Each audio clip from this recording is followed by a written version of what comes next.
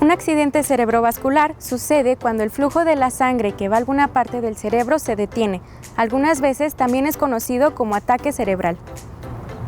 Si el flujo sanguíneo se detiene por más de pocos segundos, el cerebro deja de recibir nutrientes y oxígeno. Esto puede provocar que algunas células cerebrales mueran y por tanto causar un daño permanente. El día de hoy, en Cuidando mi Salud, accidente cerebrovascular. Comenzamos.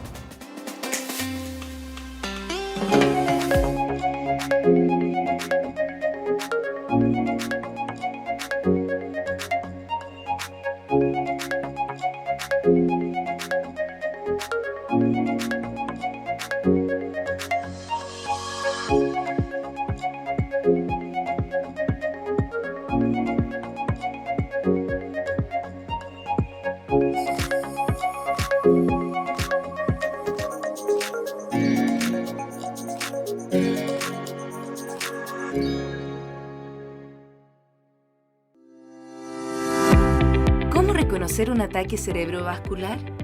1 de cada 4 personas tendrá un ataque cerebrovascular o ACV en su vida.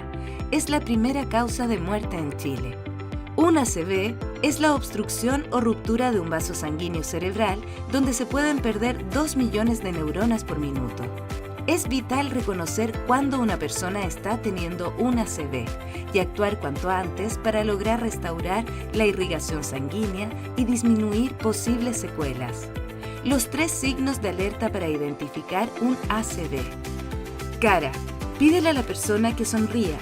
¿Se cae un lado de la cara? ¿Se ve asimétrica?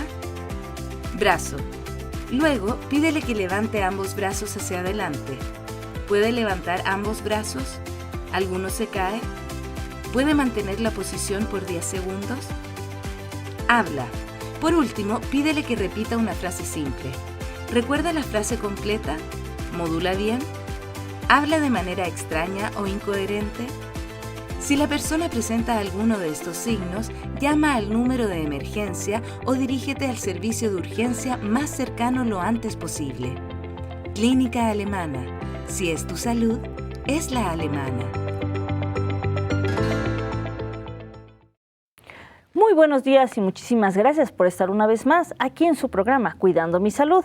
Mi nombre es Mónica García, los saludo como todos los miércoles, esperando que tengan un bonito día. Recuerde que estamos transmitiendo desde la Universidad Autónoma de Aguascalientes. Y bueno, pues el día de hoy tenemos un tema muy interesante que es accidente cerebrovascular. Recuerde que aquí siempre estamos preocupados por traer programas y temas que sean interesantes y podamos aprender y conocer sobre estos temas. Para eso nos acompaña el día de hoy la maestra Elizabeth Casillas Casillas, optometrista, también maestra de nuestra casa de estudios. Bienvenida, muchísimas gracias por estar el día de hoy con nosotros. Muchas gracias por la invitación. También nos acompaña el doctor Juan Manuel Márquez Romero, neurólogo y también profesor de nuestra casa de estudios. Bienvenido, doctor. Muchísimas gracias por estar el día de hoy con nosotros. También nos acompaña técnico superior universitario paramédico Ricardo Pérez Rodríguez, que es integrante del Sistema Universitario de Atención Prehospitalaria. Bienvenido, Ricardo. Muchísimas gracias por estar el día de hoy con nosotros. Y bueno, pues antes de que iniciemos las preguntas a nuestros invitados del día de hoy, vamos a ver un sondeo en la comunidad universitaria sobre lo que es el accidente cerebrovascular.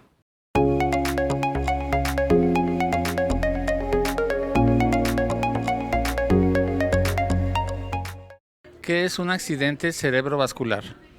Un accidente cerebrovascular es una lesión en el cerebro y ocurre por una interrupción del flujo sanguíneo. Puede ser de origen hemorrágico o isquémico. ¿Y cuáles podrían ser las consecuencias de padecer un accidente cerebrovascular? Bueno, pues va a depender de la región donde se localice, ya sea donde esté afectando en el cerebro, y podemos tener desde sintomatología nerviosa como parestesias, disestesias, afección en la movilidad, coordinación, marcha y pues algunas otras consecuencias. Ya sea la patología en donde la neurona sufre debido al hecho de que puede haber una isquemia o bien un derramamiento de sangre, por así decirlo, donde la neurona, debido al ser muy frágil, pierde todo tipo de vascularización, y esto puede llegar a provocar distintos malestares en el paciente, lo que puede ser incluso una hernia, lo cual puede provocar una muerte, o también provocar una pérdida y muerte de un pedazo del cerebro. Esto, pues nuestra carrera se enfoca básicamente en solucionar lo que sería una reconexión neuronal. Es una lesión cerebral que es causada por falta de irrigación sanguínea. Puede afectar tanto en su marcha, en movimientos de las manos, en su manera de entender y de expresarse. Es la interrupción sanguínea en el cerebro. Se clasifica en dos, que es la hemorrágica y la isquémica.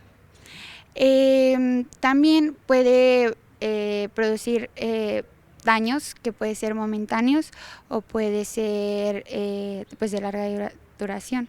Las temporales es cuando ya no empiezas a entender lo que te dicen, no puedes hablar, no puedes articular lo que quieres decir, y ya cuando se va a quedar es cuando ya empieza la motricidad, ya no puedes caminar muy bien y ya tienes que empezar a ir a terapia porque tus articulaciones y tus músculos se pueden ir atrofiando por la falta de movilidad.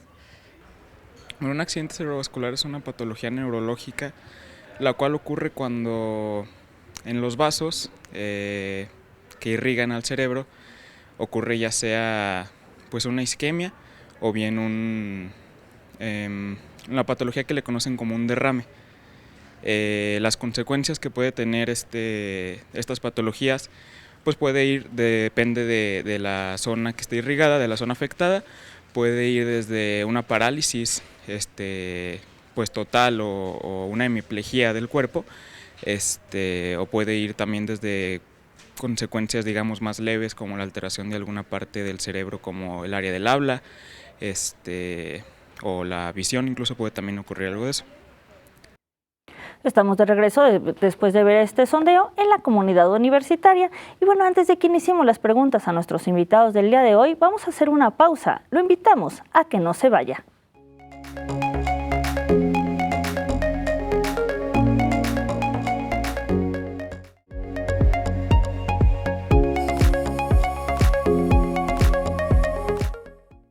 Bueno, ya estamos de regreso. Muchísimas gracias por el placer de su compañía.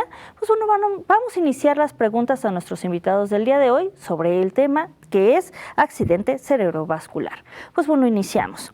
Doctor Juan Manuel, explíquenos un poco a qué se refiere este término de accidente cerebrovascular.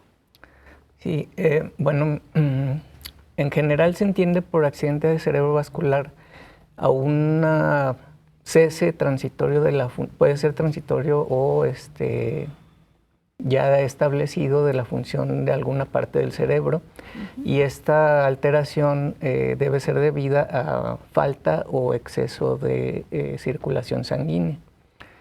Ahora, es importante señalar que el término de accidente en general se trata de evitar, ya que transmite como una idea errónea de que es accidental, ¿verdad? O sea, de que no se puede evitar.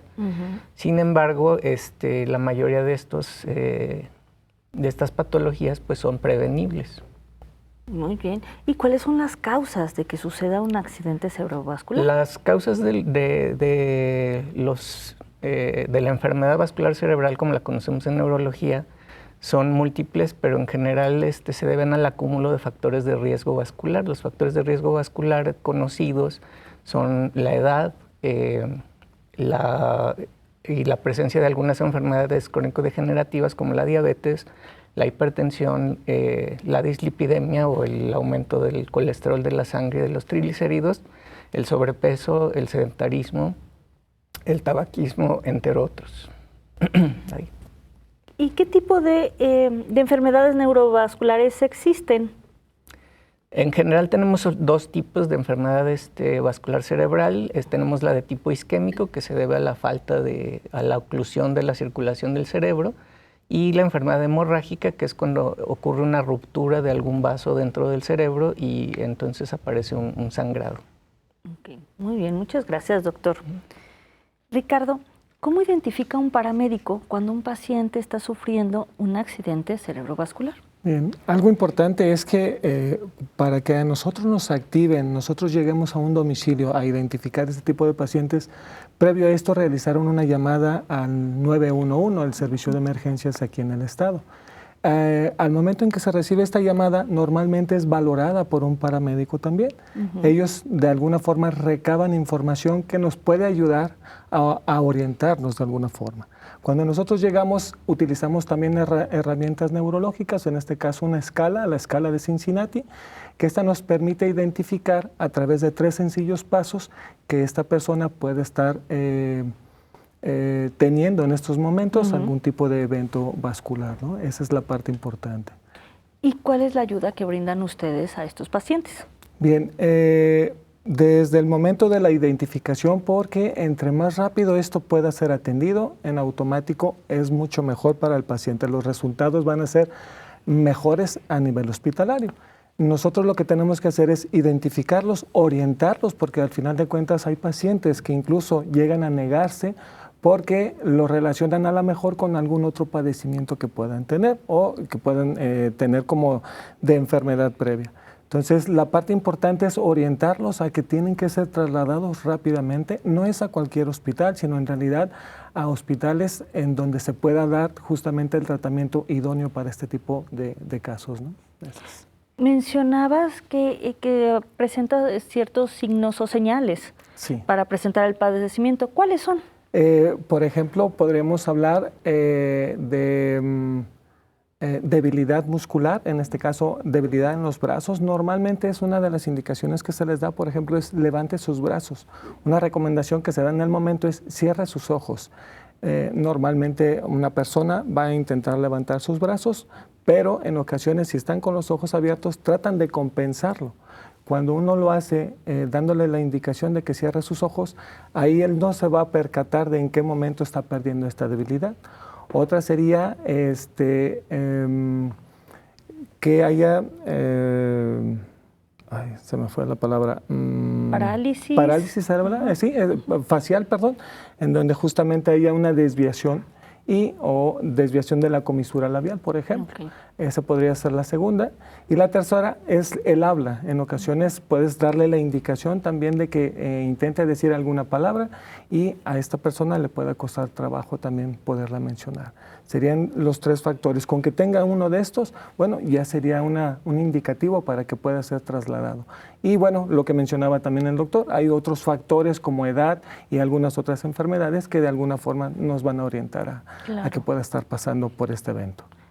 ¿Cuál es el protocolo que ustedes deben de seguir cuando se atiende a un paciente con este accidente cerebrovascular? De alguna forma nos apoyamos con algunas guías, como protocolos como tal, no manejamos aquí en el Sistema Estatal de Emergencias Médicos, por ejemplo. ¿Qué es lo que hacemos? Bueno, nos apoyamos con algunas guías. La parte más importante es la identificación. Pudiéndolo identificar rápidamente, vamos a ayudar muchísimo al paciente. Si el paciente requiere de apoyo de oxigenación, bueno, se le va a suministrar este aporte. Algo importante también es tomarle una glucosa. Esta glucosa también nos va a poder identificar o nos va a poder mostrar si hay algún otro problema adicional. Y bueno, el traslado rápidamente, hay que canalizar al hospital más idóneo, en este caso al paciente. De alguna forma, si es derechohabiente del IMSS o del ISSSTE, bueno, será trasladado a esas dependencias. Si no, de lo contrario, bueno, nosotros haremos el enlace, ya sea al hospital, por ejemplo, Tercer Milenio o al Hospital Hidalgo, dependiendo de la capacidad de respuesta que puedan tener en ese momento, o por indicación del familiar, igual puede ser alguna dependencia privada, ¿no? Claro. Sí. Muy bien, muchas gracias, Ricardo. No, al contrario. Maestra Elizabeth, ¿qué síntomas visuales nos pueden indicar que una persona está padeciendo un accidente cerebrovascular? Bueno, los síntomas visuales pueden ser muy variados. Pueden ser desde una disminución de la agudeza visual, pero también debido a, como ya comentaba el doctor, que puede ser causa isquémica o hemorrágica. Lo que pudiéramos ver también es una desviación ocular. Puede haber problemas para mover los ojos o una franca desviación de uno de los ojos sin haberla tenido previamente. También podemos ver problemas para hacer la convergencia, que es fijar en un punto de vista cercano, donde los 2 ojos hacen un movimiento para poder enfocar en visión cercana, también problemas de enfoque. Puede también haber otros síntomas como dolor ocular o, bueno, ya decía, pérdida de la visión. También podemos tener problemas de falta de atención, de problemas de memoria, Todo eso puede indicarnos o puede ser consecuencia de un accidente cerebrovascular. Muy bien.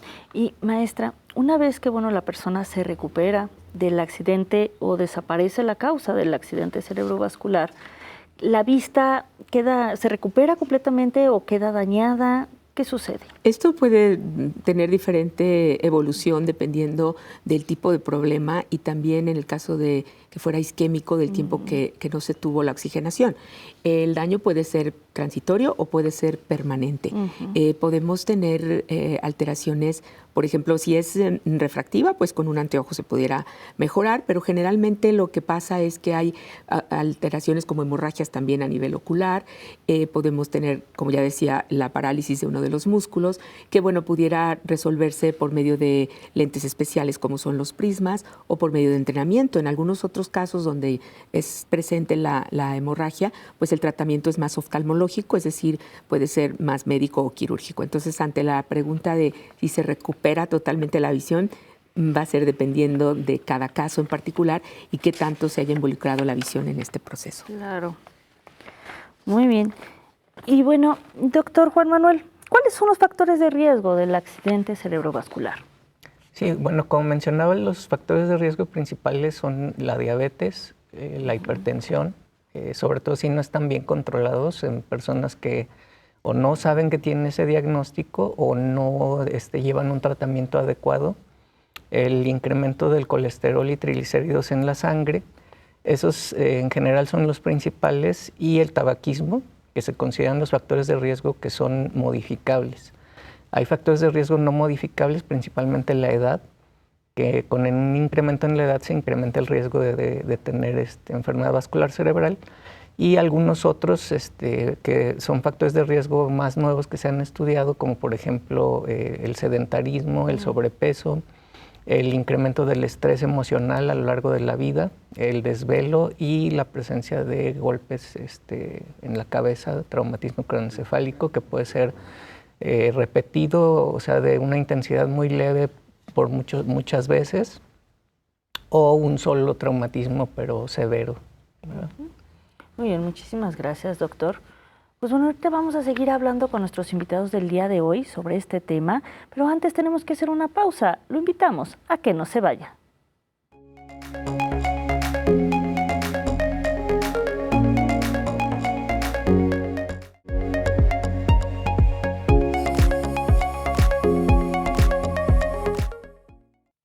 Ya estamos de regreso después de esta pausa. Muchísimas gracias por el placer de su compañía. Antes de que continuemos la entrevista del día de hoy, vamos a ver una cápsula realizada por nuestro equipo de producción.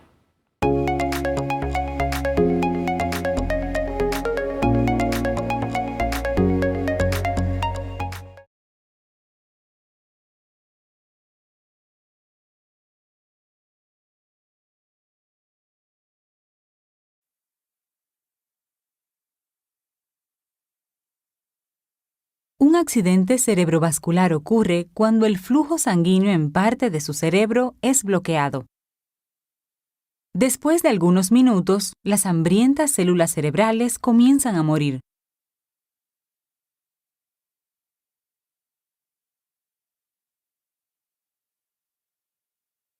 Usualmente, el cerebro recibe sangre mediante dos pares principales de arterias, que se ramifican a través del tejido cerebral y alimentan a sus células cerebrales con un constante flujo de oxígeno, glucosa y nutrientes necesarios para sus funciones.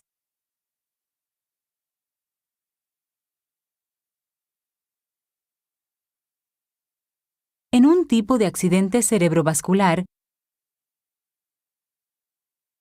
el accidente cerebrovascular isquémico, una arteria en su cerebro se encoge o se bloquea completamente, impidiendo el flujo sanguíneo regular.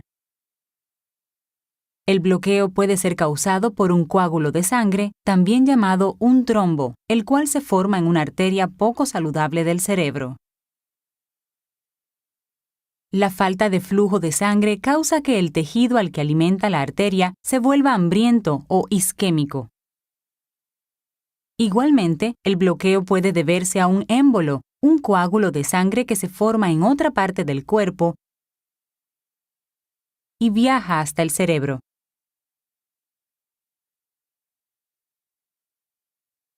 El émbolo se alberga en una arteria angosta y obstruye el flujo sanguíneo.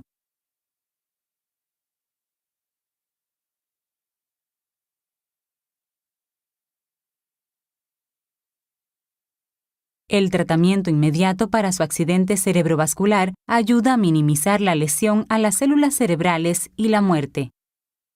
Si tiene un accidente cerebrovascular isquémico, puede que se le dé medicación para romper el coágulo que causa el derrame cerebral. Más adelante, su médico podría recomendar cirugía, como una endarterectomía carotídea, para reducir su riesgo de tener otro accidente cerebrovascular isquémico.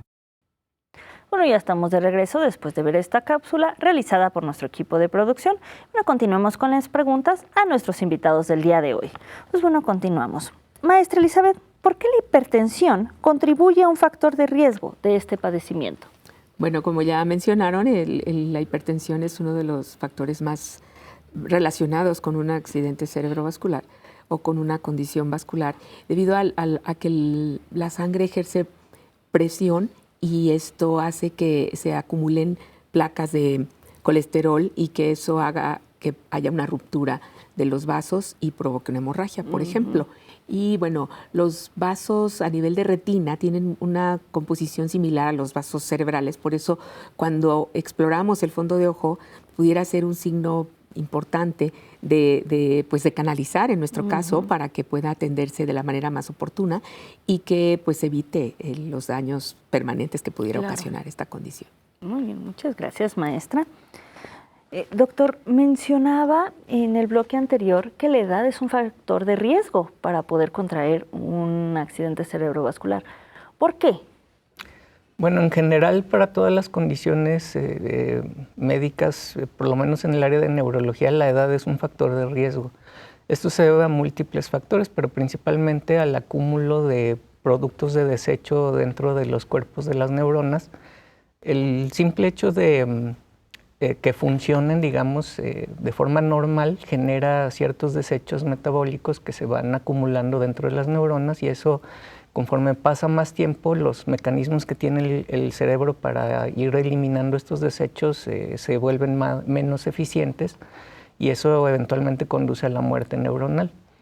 Este proceso que está ligado al envejecimiento produce lo que se llama atrofia cerebral, o sea, una reducción en el volumen de tejido cerebral y obviamente dependiendo de la salud general de la persona, pues esto puede acelerar la aparición de otro tipo de enfermedades, no solo enfermedad vascular cerebral, sino demencia de Alzheimer, por ejemplo, enfermedad de Parkinson o alguna otra condición neurológica. Muy bien, muchas gracias, doctor.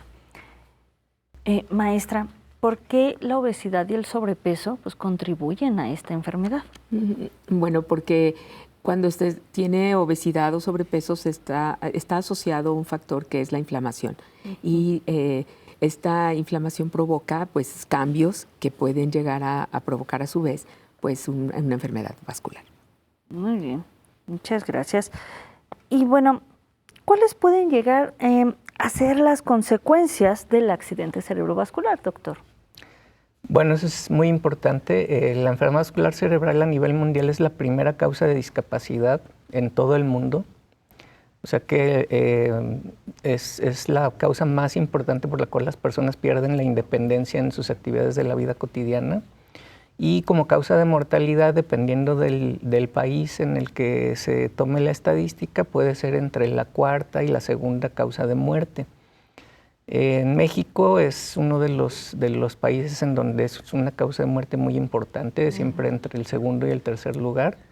En países más desarrollados, donde el control de los factores de riesgo vascular es mejor, pues tiende a ser un poquito más bajo. Pero las consecuencias pues sí son graves, ¿verdad? Discapacidad y o muerte. Muy bien, muchas gracias, doctor. Maestra, en cuanto a nuestra vista, ¿qué consecuencias puede haber?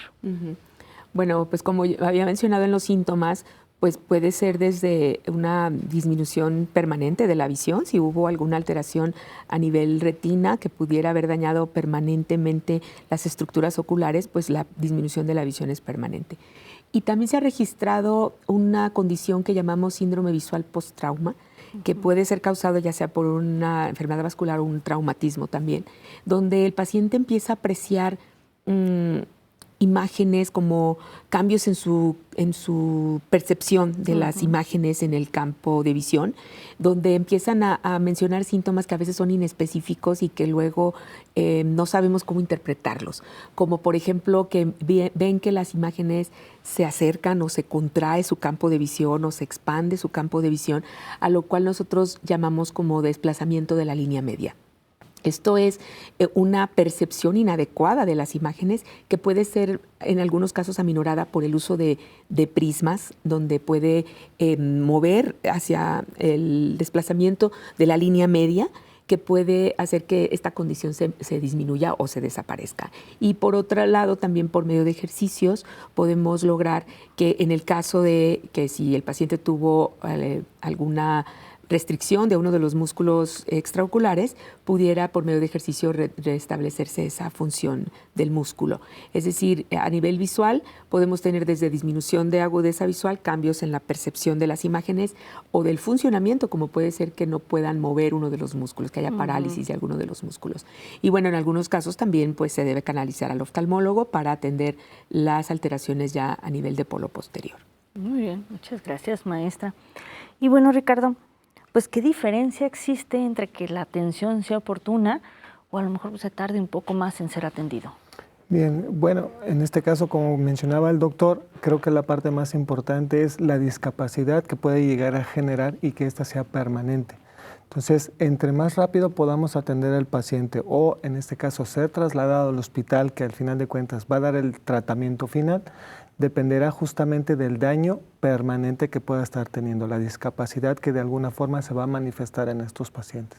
Entonces, la parte importante es que tanto el familiar como el personal del servicio de salud, pues al final de cuentas identifique estos factores que van a poder hacer que de alguna forma el paciente pueda tener una atención rápida y disminuir justamente todos los riesgos para él, ¿no? Muy bien, muchas gracias, Ricardo. Y bueno, de acuerdo a tu experiencia, ¿qué tipo de personas son las que atiendes más frecuentemente por esta situación y por qué?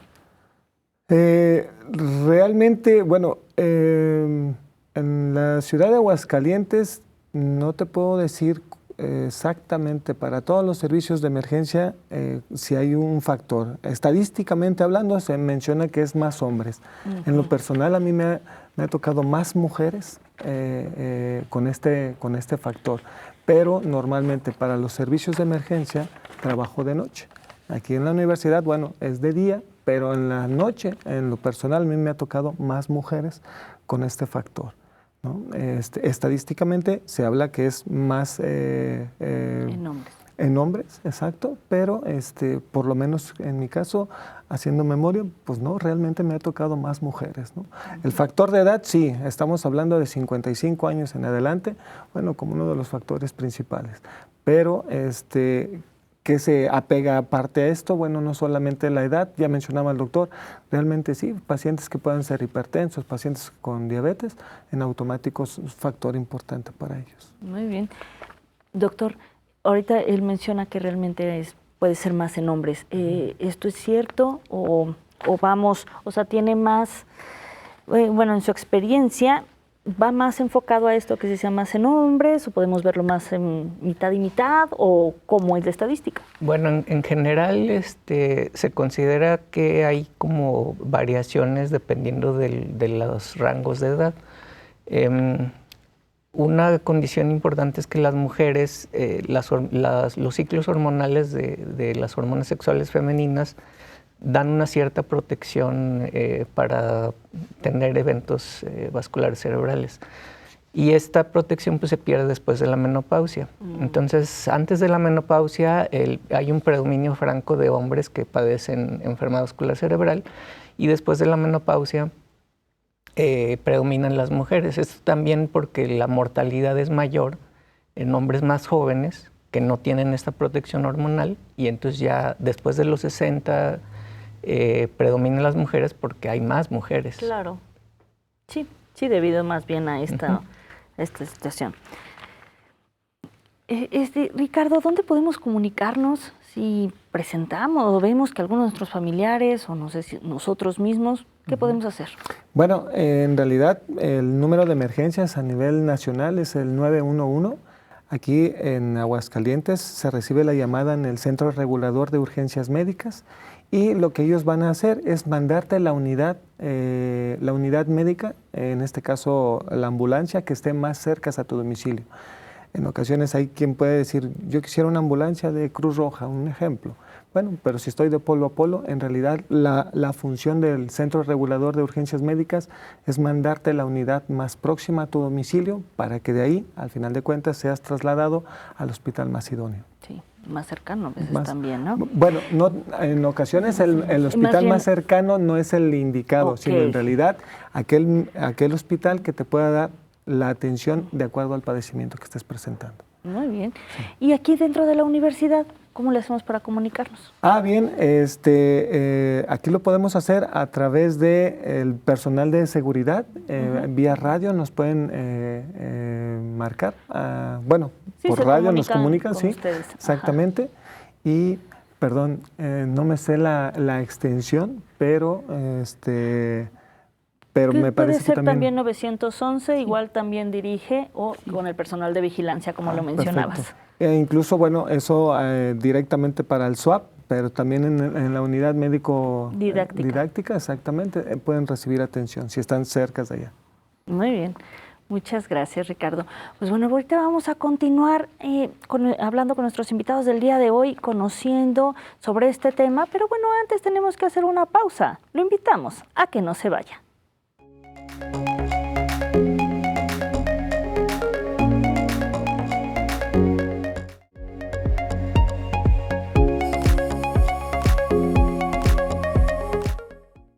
Bueno, ya estamos de regreso después de la pausa. Muchísimas gracias por el placer de su compañía. Antes de continuar con las preguntas a nuestros invitados del día de hoy, vamos a ver una cápsula realizada por nuestro equipo de producción.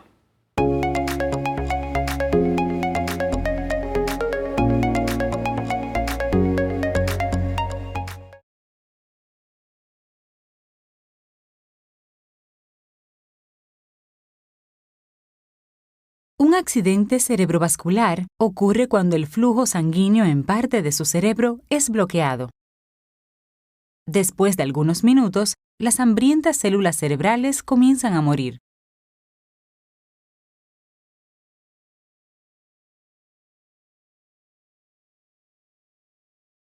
Usualmente, el cerebro recibe sangre mediante dos pares principales de arterias, que se ramifican a través del tejido cerebral y alimentan a sus células cerebrales con un constante flujo de oxígeno, glucosa y nutrientes necesarios para sus funciones.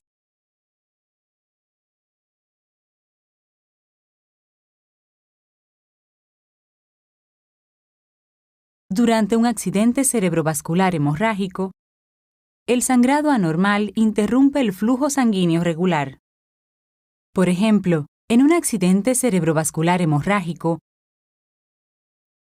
un vaso sanguíneo se rompe, derramando sangre directamente en el cerebro, mientras roba el tejido provisto de alimento.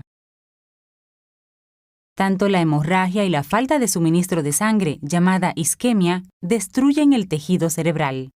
Un accidente cerebrovascular subaracnoideo ocurre cuando un espacio débil en la pared de un vaso sanguíneo, llamado aneurisma, se rompe y gotea sangre en el espacio apretado entre su cerebro y su cráneo. El sangrado de presión alta puede dar como resultado serios daños al tejido cerebral.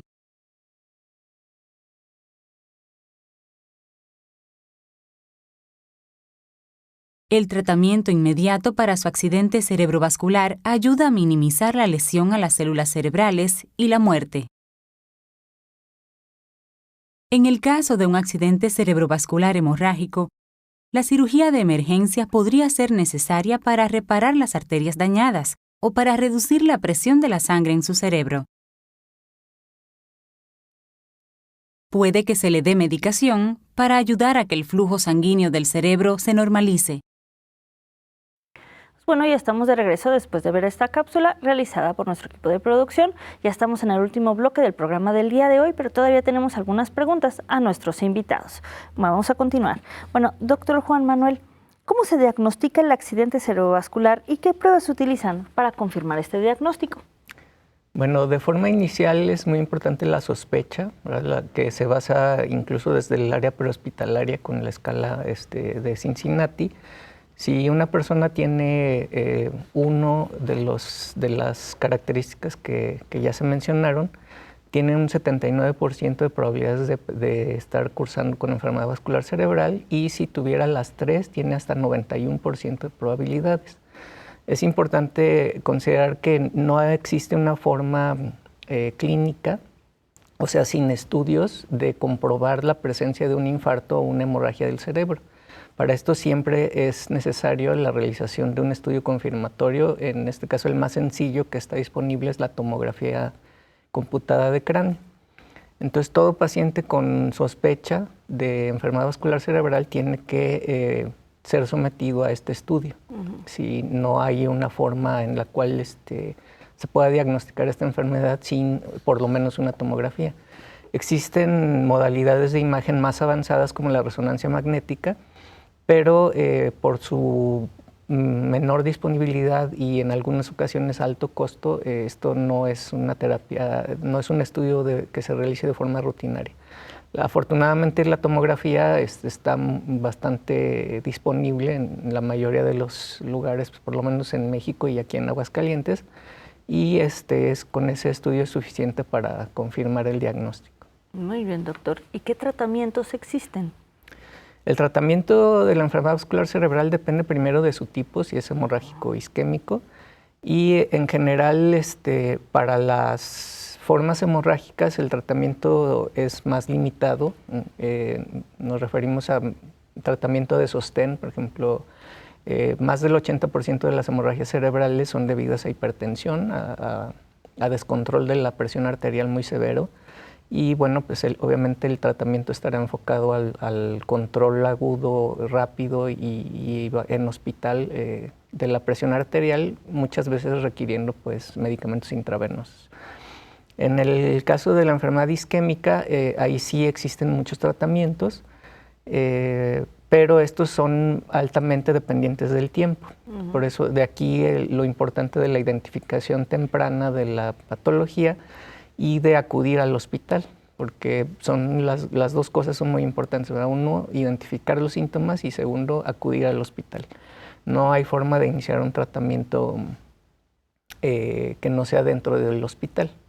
Ahora, el tratamiento lo vamos a dividir dependiendo del tiempo de evolución que tiene el paciente. Si el paciente tiene menos de tiempo de que iniciaron sus síntomas, o sea, de que perdió la función de alguna de las áreas cerebrales, si tiene menos de 3 horas y media, ese paciente puede ser tratado con un tratamiento que se llama trombolisis intravenosa. Esto es la administración de medicamentos que disuelven los coágulos. Esto se administra por una vía periférica, o sea, un suero.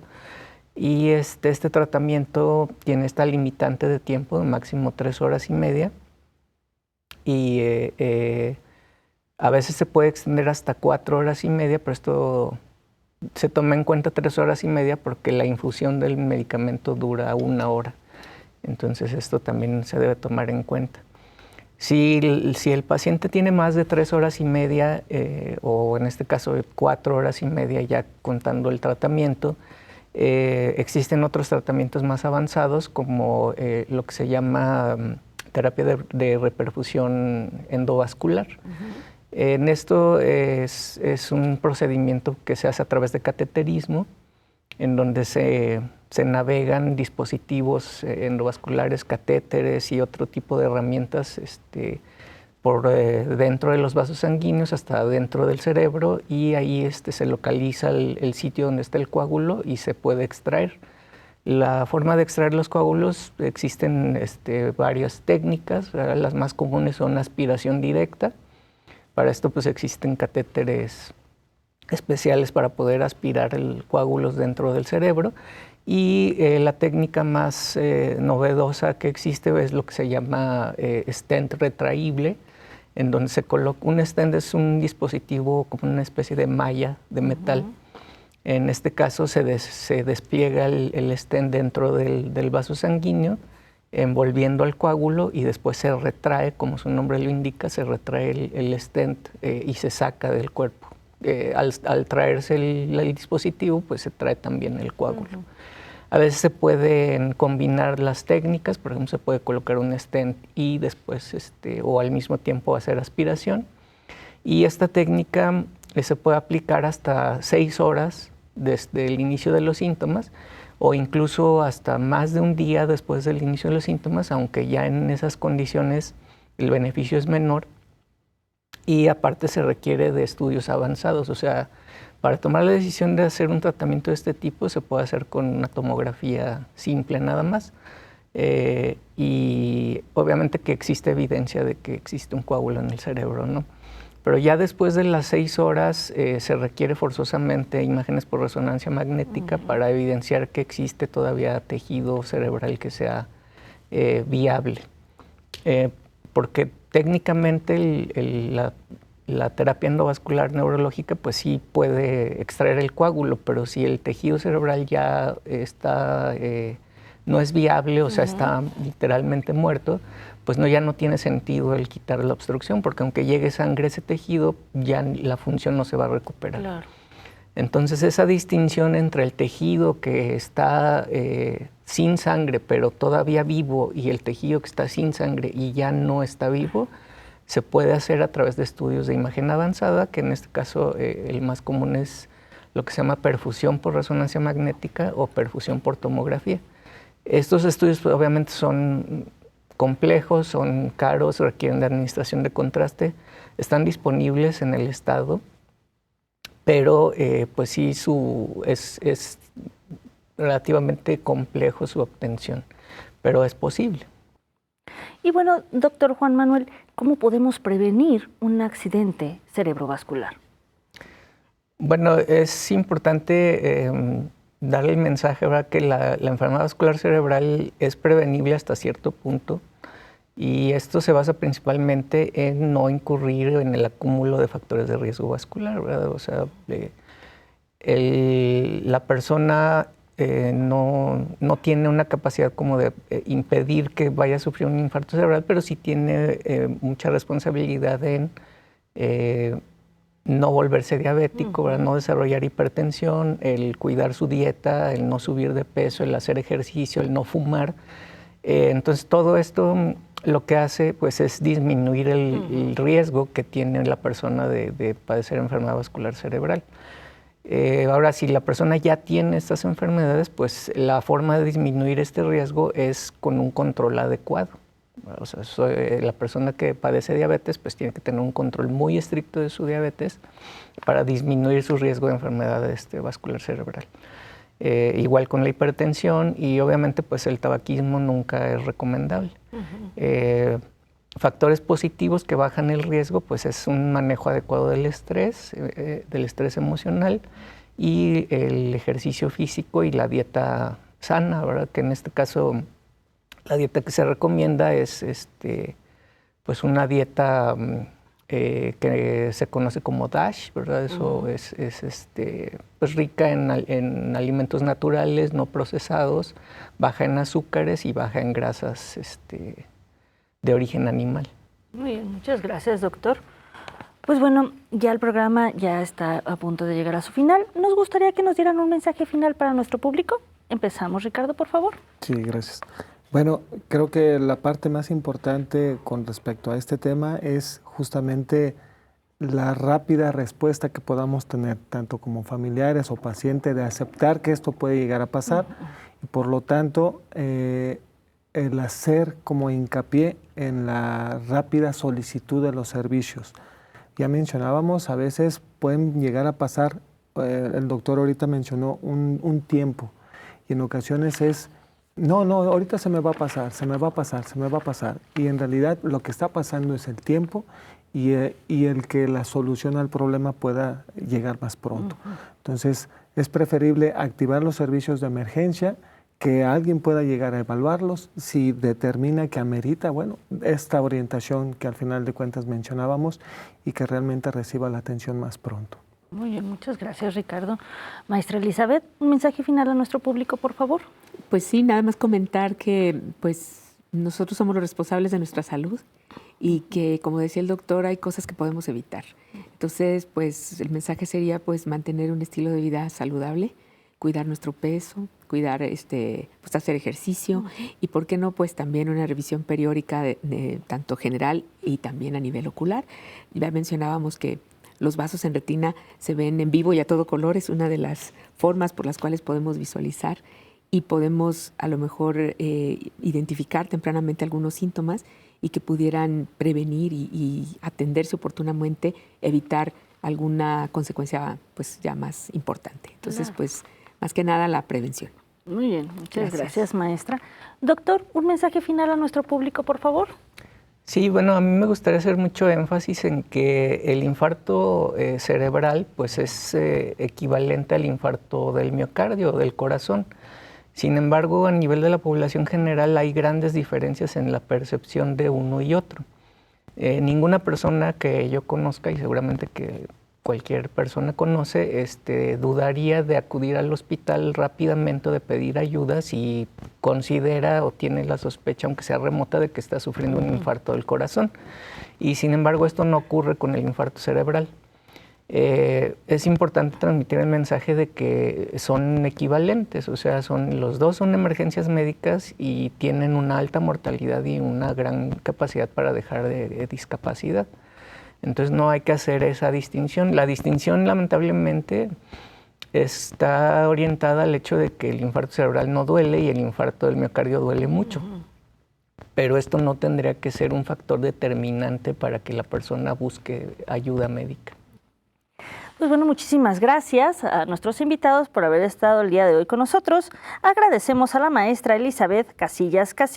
También agradecemos al doctor Juan Manuel Márquez Romero y al paramédico Ricardo Pérez Rodríguez. Muchísimas gracias por haber estado el día de hoy con nosotros, hablándonos sobre este tema tan interesante. A nuestro público, muchísimas gracias por habernos acompañado una vez más aquí en su programa Cuidando mi Salud. Mi nombre es Mónica García. Los esperamos el próximo miércoles con otro tema igual de interesante.